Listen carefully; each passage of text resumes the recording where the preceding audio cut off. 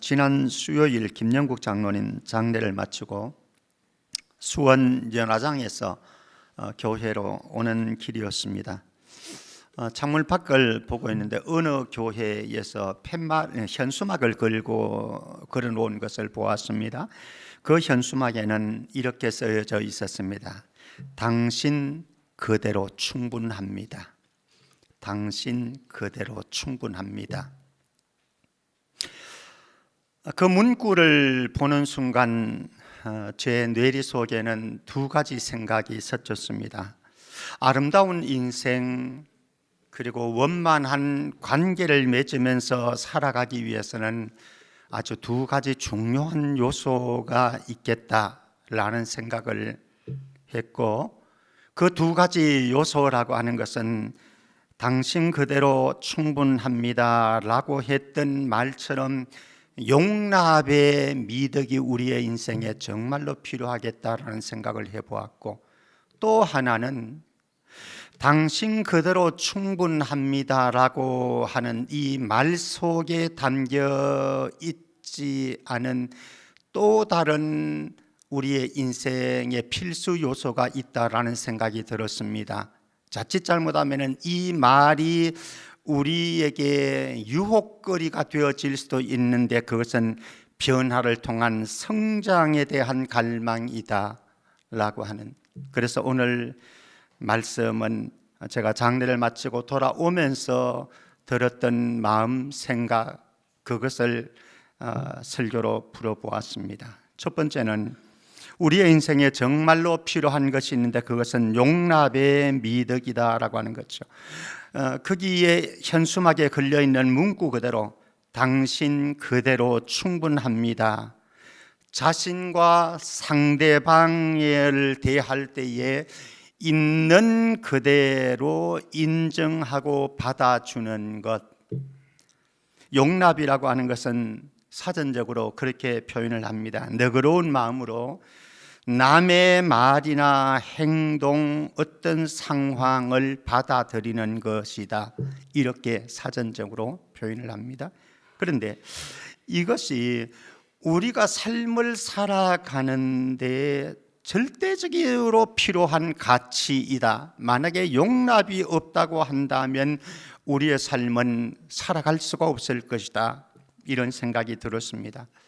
용납이라고 하는 이것이 당신 그대로 충분합니다라고 하는 이 용납이 왜 필요한가라고 했을 때, 그것은 우리가 연약하고 부족한 존재이기 때문에 그렇다라고 하는 거죠. 사실 저도 그렇고 여러분들도 그렇고 우리 모두 연약하기 거지없고 부족한 존재입니다. 그래서 우리는 살아가면서 서로를 향한 용납이 없다고 한다면 살아갈 수도 없고 관계를 형성할 수도 없다라고 하는 거죠. 그래서 바울은 고린도 교회 성도들에게 간곡하게 이렇게 부탁합니다. 한번 읽어볼까요? 고린도후서 11장 1절입니다. 같이요, 시작. 원하건대 너희는 나의 좀 어리석은 것을 용납하라. 청하건대 나를 용납하라. 원하건대 간절한 소망이 있습니다. 바람이 있습니다. 나를 용납하라, 용납하라. 한 구절에 두 번이나 용납해달라. 지금 바울은 사실 이 고린도후서 11절 배경은 고린도 교회에 들어온 거짓 교사들에 대한 이야기를 신랄하게 이야기하면서 자기 자랑을 합니다. 이거 용납해라. 사실 영적인 위대한 거장인 바울이지만, 그리고 이 땅에 살아갔던 많은 영적인 거장들도 가만히 보면 그들의 삶 속에 용납이 없었다고 한다면 삶을 살아낼 수가 없을 것입니다. 자, 그러면은 우리가 살아가는데 절대적인 가치로 없으면 안 되는 것이, 그리고 관계를 맺어가는데 공동체를 형성하는데 없어서는 안 되는 가치가 바로 용납이라고 한다면 용납의 방향을 한번 생각을 해 보았으면 좋겠습니다. 첫 번째 우선적인 방향은 이것인 것 같습니다. 우리는 먼저 나 자신을 당신 그대로 충분합니다. 김병태 그대로 충분해. 여러분들의 이름을 불러가면서 누구야? 너는 있는 그대로 충분해. 시작. 자기 자신을 용납하고 받아들일 줄 알아야 합니다.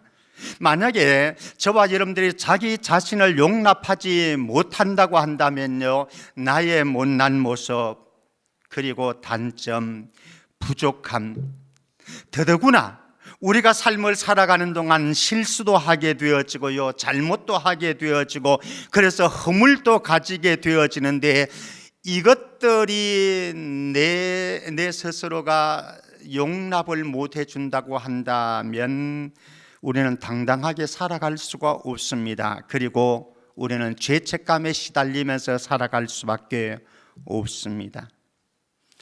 탕자의 비유에서 둘째 아들을 우리는 잘 알고 있습니다. 그렇게 살면 안 되는 거지요. 정말 잘못 살았던 인생이지요. 그는 아버지께로 돌아가는 것이 답이다, 내 인생의 미래가 보인다라고 하는 것을 깨달았습니다. 깨달았지만 자신이 저지른 잘못과 죄를 생각하니까 돌아갈 용기가 안 났습니다. 그래서 주저했습니다. 그런데 그는 자기 자신을 받아들였습니다. 인정했습니다.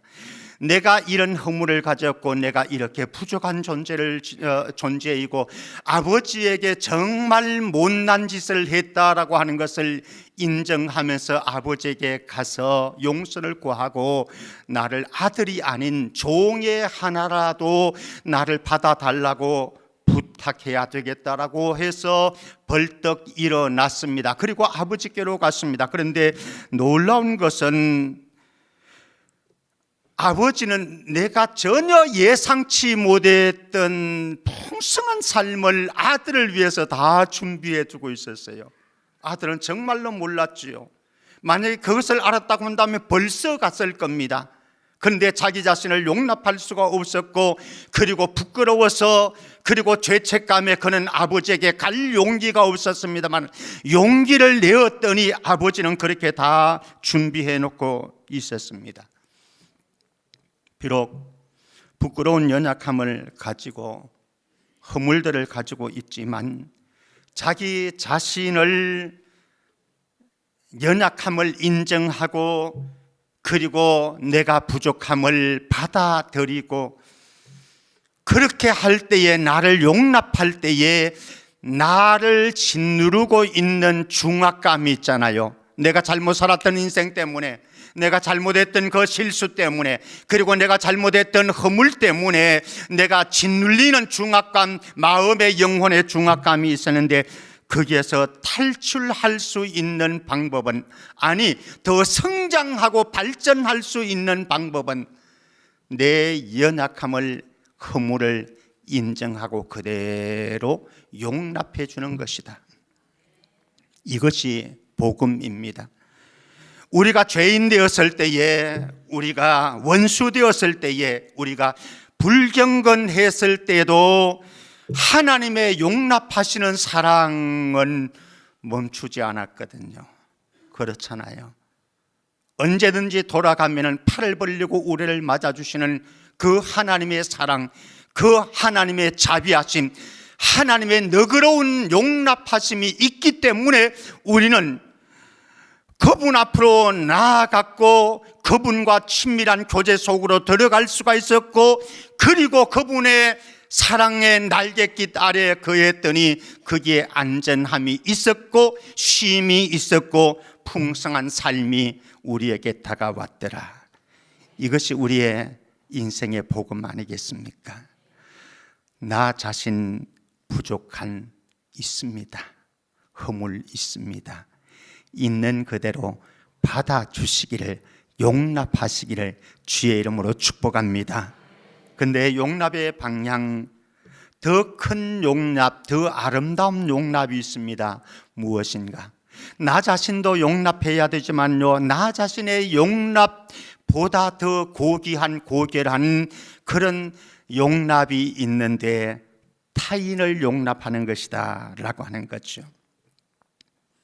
서로를 용납하는 마음을 가질 때에, 용기를 가질 때에 우리는 부부관계를 원만하게 맺어갈 수 있고 원만한 가정을 이룰 수 있고 원만한 공동체 생활을 할 수가 있게 되어집니다.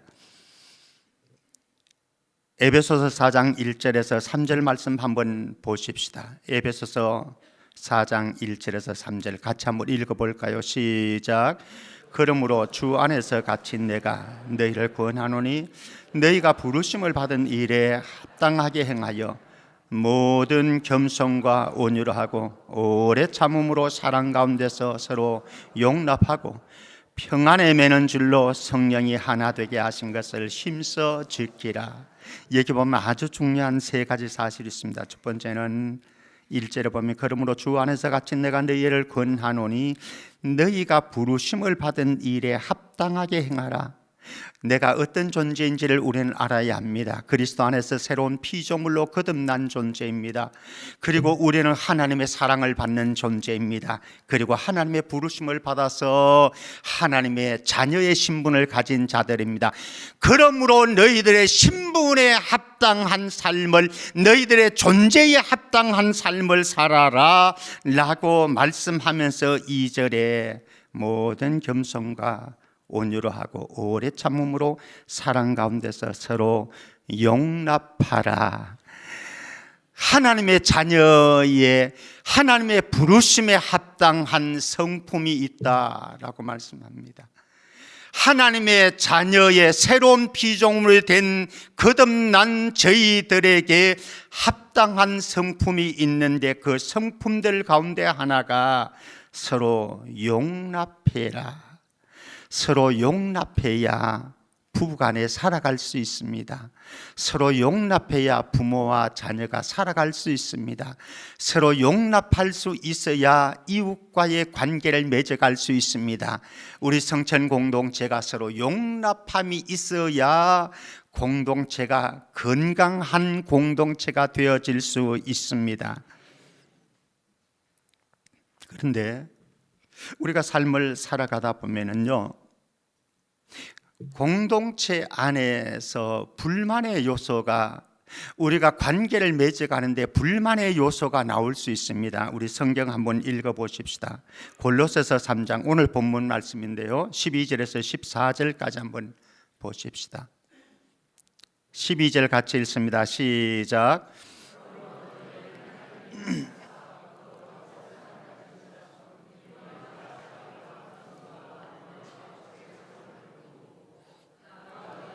불만이 있거든 서로 용납하여 피차 용서하되 주께서 너희를 용서하신 것 같이 너희도 그리하고 이 모든 것 위에 사랑을 더하라. 이는 온전하게 매는 띠니라. 아멘. 여기 보면은요, 우리가 하나님이 택하사 거룩하고 사랑받는 자녀가 되었습니다.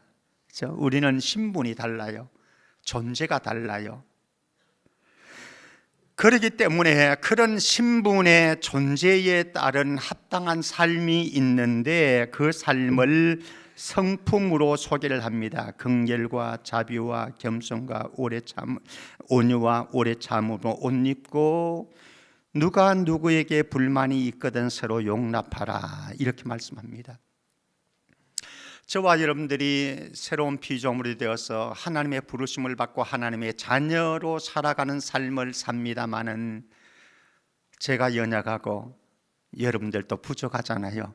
그러므로 부족한 사람들이 살아가면서 부딪히면서 거기에서 일어나는 것이 있는데 무엇인가 하면 불만이라고 하는 것입니다. 불만의 요소는 늘 존재하고 있습니다. 여러분들이 어떤 상황, 어떤 사람과 어떤 조직 속에서 관계를 맺어가든지 거기에는 불만의 요소가 있고 그 속에는 또 불만거리를 만드는 사람들도 있습니다. 이 사람이 이렇게 했기 때문에, 이 사람의 이런 행동 때문에, 이런 말 때문에 일어난 불만적인 요소가 있을 수 있다라고 하는 거죠. 그때에 우리가 취할 수 있는 반응들 몇 가지가 있을 것 같아요. 첫 번째 반응은요, 문제를, 불만거리를 일으킨 그 사람에게 불만을 쏟아 놓을 것입니다. 그리고 그 사람과 갈등 관계 속에 불편한 관계를 맺으면서 살아가는 사람들도 있습니다. 아마 여러분들 주변에 굉장히 많을 거예요. 어쩌면 여러분들이 그 장본인일 수도 있고요. 두 번째, 이런 사람도 있을 수 있습니다. 갈등이 너무 고통스럽습니다. 그래서 갈등이 고통스럽기 때문에 갈등을 일으키지 않기 때문에 아예 도망가고 회피하는 사람이 있을 것입니다. 그런데 바울은 이런 불만적인 요소가 있기 때문에 불만을 일으킨 그 사람에게 갈등을 표출하고 그러면서 관계를 힘들어 하면서 그렇게 상처받으면서 살아가는 그런 삶도 살지 말고, 그리고 회피하고 도망하는 삶도 살지 말고 더 좋은 길이, 복음적인 길이 있는데 바로 13절 말씀 다시 읽겠습니다. 13절 같이요. 시작. 누가 누구에게 불만이 있거든 서로 용납하여 피차 용서하되 주께서 너희를 용서하신 것 같이 너희도 그리하고. 사랑하는 성도 여러분, 저와 여러분들이 가정에서든지 직장에서든지 우리 교회 공동체 안에서든지 불만적인 요소가 있고 불평거리가 있고 원망스러운 부분이 있고 상처되어지는 일들이 있을지라도 그 속에서 서로 용납하는 은혜가 있기를 주의 이름으로 축복합니다. 근데 이 용납은 어떻게 가능한가? 사실 제가 할 수 있는 영역이 안 돼요. 역량이 안 돼요. 용납 못할 때가 너무 많아요. 제 성품으로는 안 될 수가 있습니다. 그런데 어떻게 가능한가? 이 모든 것 위에 사랑을 더하라. 이는 온전하게 매는 띠니라. 우리를 서로 연결시킬 수 있는 것은요, 우리를 서로 하나 되게 묶을 수 있는 띠는 사랑입니다. 우리 안에 그리스도의 사랑, 넘치는 하나님의 사랑이 끊임없이 계속해서 부어져서 서로 용납함으로 여러분들의 가정도, 여러분들의 부부의 삶도, 우리 성천 공동체도, 여러분들의 사회 조직 생활도 행복한 인생 되어지기를 주의 이름으로 축복합니다. 그런데 우리의 삶은 왠지 멈추지 않는 갈등의 수렁에 빠져 있을 때가 참 많이 있습니다. 사람들은, 저도 그렇고요, 여러분들도 그렇고, 상대방의 연약함과 상대방의 부족함과 단점을 뜯어 고치고 나에게 최적화시켜서 나에게 맞추어서 그래서 내가 행복하게 살려고 합니다. 대부분의 사람들의 모습입니다. 대부분 부부들의 모습입니다. 그런데 문제가 있습니다.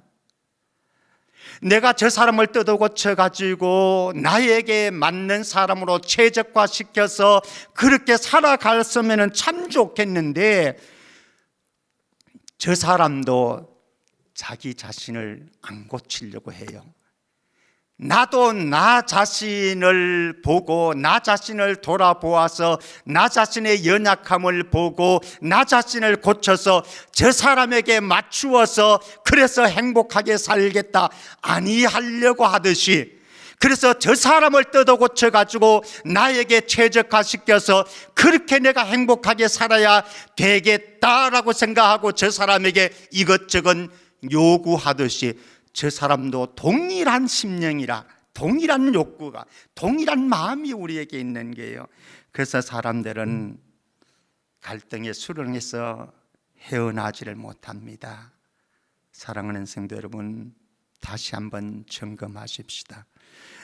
그 교회 당신 그대로 충분합니다. 당신 그대로, 있는 그대로, 있는 모습 그대로 충분합니다.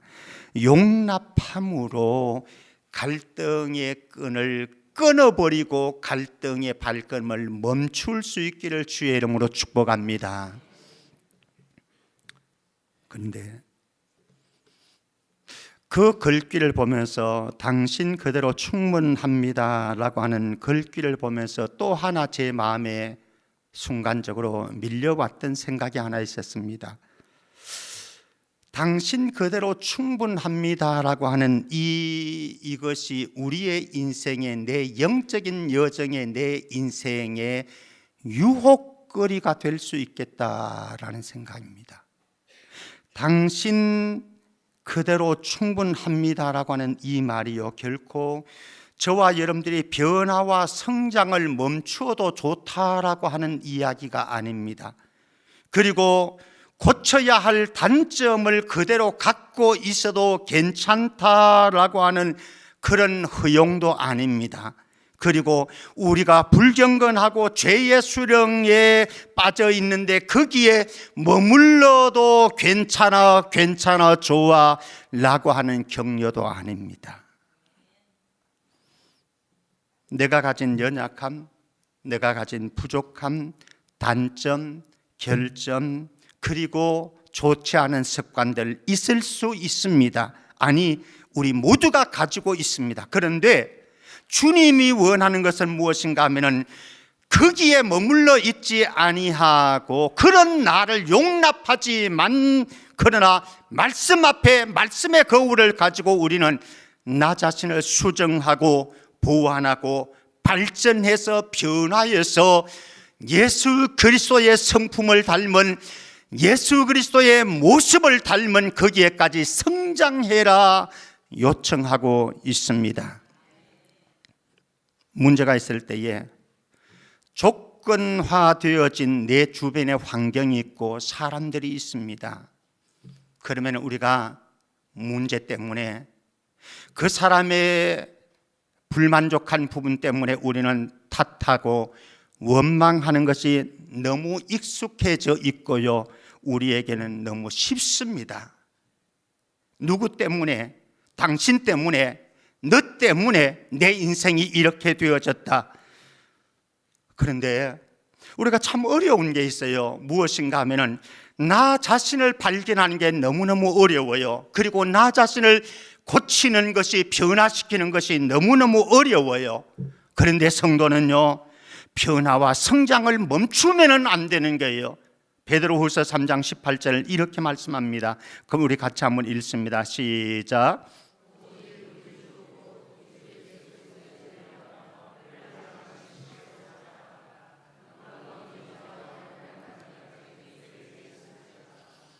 우리는 정체되어 있으면 안 됩니다. 우리는 내 연약한 부족한 모습들 인정하고 받아들이고 용납해야 합니다. 그렇지 않으면 나는 내 스스로 병들어 죽습니다. 여러분들 정신병자 되어지고 마음에 병 생깁니다. 그 용납해야 됩니다. 용납하되 거기서 머물러 있지 말고 거기에서 말씀의 거울을 따라서 한 걸음 한 걸음 나 자신을 변화시키면서 예수 그리스도의 성품으로 다가갈 수 있기를 축복합니다. 그래서 날마다 내가 변화하고 또 나 자신이 그리스도의 말씀 앞에 세워져 나아갈 때에 우리는 그 언젠가 성숙되어진, 성장되어진 그리스도인의 모습을 바라볼 수 있는데, 그렇게 우리가 변화를 통한 성장을 갈망하는 성도가 되기 위해서 기억해야 될 몇 가지 사실 좀 기억하십시다. 첫 번째, 요한계시록 19장 8절 말씀 봅니다. 같이 읽습니다. 시작. 그에게 빛나고 깨끗한 세마포 옷을 입도록 허락하셨으니 이 세마포 옷은 성도들의 옳은 행실이로다 하더라. 아멘. 저와 여러분들은 어린 양의 신부임을 기억하시기를 바랍니다. 어린 양의 신부라고 한다면요, 우리는 순결한 흰옷을 입어야 합니다. 순결한 흰옷을 더럽히지 않기 위해서 죄와 치열하게 싸울 수 있는 저도 여러분들 되어지기를 축복합니다. 두 번째, 성령님은 거룩합니다. 성결한 영이십니다. 그러므로 거룩하고 성결한 성령은 우리 안에서 소욕을, 욕심을, 욕망을 일으키는데, 부추기는데 우리로 하여금 거룩한 삶, 순결한 삶을 살도록 촉구합니다. 성령의 촉구를 따라서 우리가 거룩하고 순결한 삶을 살고자 하는 죄에 대한 민감함이 있기를 바랍니다. 죄에 대한 민감함이 없게 되어지면요, 우리는 거룩한 삶을 살아갈 수가 없습니다. 순결한 어린 양의 신부의 삶을 살아갈 수가 없습니다. 세 번째입니다. 로마서 6장 13절입니다. 같이 읽습니다. 로마서 6장 13절 같이 시작. 또한 너희 지체를 불의의 무기로 죄에게 내주지 말고 오직 너희 자신을 죽은 자 가운데서 다시 살아난 자 같이 하나님께 드리며 너희 지체를 의의 무기로 하나님께 드려라. 저와 여러분들의 육체를, 우리의 몸을, 우리의 삶을 불의한 죄의 도구로 드릴 수도 있고요, 그리고 의의 도구로 하나님 앞에 드릴 수도 있습니다. 이번에 세워지는 여러분들, 누가 세워질지는 모르지만 여러분들 때문에 교회가 어지럽혀질 수도 있고요, 사탄의 장난에 놀아날 수도 있고요, 어쩌면 여러분들 때문에 교회가 행복하고 더 건강하게 아름답게 세워질 수도 있습니다. 우리는 오늘 후자를 찾는 거예요. 우리 교회를 평안하고 건강하고 행복하게 만들 수 있는 사람이 누구인가? 우리 성천 공동체 안에 모든 성도들이 바로 의의 도구로 하나님께 드려지는 우리의 인생, 우리의 삶이 되어지기를 축복합니다. 요한계시록 20장 13절 말씀 네 번째입니다. 요한계시록 20장 13절 같이요, 시작. 바다가 그 가운데서 죽은 자들을 내주고 또 사망과 음부도 그 가운데서 죽은 자들을 내주며 각 사람이 자기의 행위대로 심판을 받고, 마지막 심판의 장면을 말합니다. 마지막 심판의 장면을 말씀하면서 무엇이라고 말씀하는가 하면 각 사람이 자기 행위대로 심판을 받는다. 사랑하는 성도 여러분, 저와 여러분들이 짧은 인생 살다가 갑니다. 김영국 장로님 82세로 떠났거든요. 너무 짧잖아요. 저희 어머님도 82세로 떠났습니다. 너무 아쉬웠습니다. 짧은 인생을 살다가 우리 모두 다가 죽음의 관문을 통과해서 가야 되는데 마지막 날 심판이 있는데 그때 우리가 어떻게 살았느냐, 우리가 행한 대로 심판을 받게 되어지는데 우리 모두 믿음으로 잘 살아서 그때에 주님의 칭찬받고 상급받는 은혜가 있기를 축복합니다. 마지막 다섯 번째로, 우리는 이 세상을 떠나는 날이 있습니다. 김영국 장로님 떠나셨고, 저도 저희 부모님 다 떠났고, 장인 어른 떠났고, 또 그 언젠가 어느 때가 되어지면 장모님이 떠나겠지요. 떠날 때 주변 사람들에게 어떤 기억을 남길 것인가를 생각해 보시죠. 내가 세상이나 세상에 있는 모든 것은 다 지나갑니다. 여러분들이 가지고 있는 소유도 재물도 다 갑니다. 사라집니다. 여러분들이 쌓았던 명예도 다 사라집니다. 여러분들이 그렇게 몸부림치면서 한 푼 두 푼 아끼면서 사놓았던 아파트도 사라집니다. 다 지나갑니다.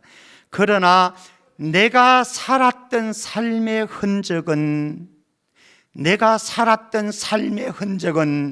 그 누군가의 가슴에, 그 누군가의 일기장에, 아니면은 역사에, 성천교회의 역사에, 이 민족의 역사에, 인류의 역사에 기록되어지고 궁극적으로는 하나님의 행위록에 모두 기록되어지는 줄 믿습니다.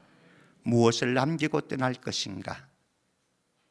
무엇을 남기고 떠날 것인가? 말씀 맺겠습니다. 저는 당신 그대로 충분합니다 라고 하는 이 교회의 현수막을 보면서 두 가지를 생각해 보았다고 말씀드렸습니다. 하나는 있는 그대로를 용납하면서 살자. 나 자신을 그렇게 용납하면서 살자. 좀 더 너그러워지자. 그런데 더 중요한 것은 나 자신에게만 너그러워지는 것이 아니고 저 사람에게도 너그러워지자. 그래서 다른 사람을 용납할 수 있는 더 아름다운 용기, 용납을 가질 수 있기를 축복합니다. 그러나 한편으로는 당신 있는 그대로 충분하지만 용납하지만 그러나 내 안에 있는 연약함에 멈추어 있지 말고 부족함에 멈추어 있지 말고 변화하고 성장해서 예수 그리스도의 성품과 주님의 형상에 이를 수 있는 저도 여러분들도 특별히 오늘 선출되어지는 일꾼들에게 꼭 있기를 주의 이름으로 축복합니다.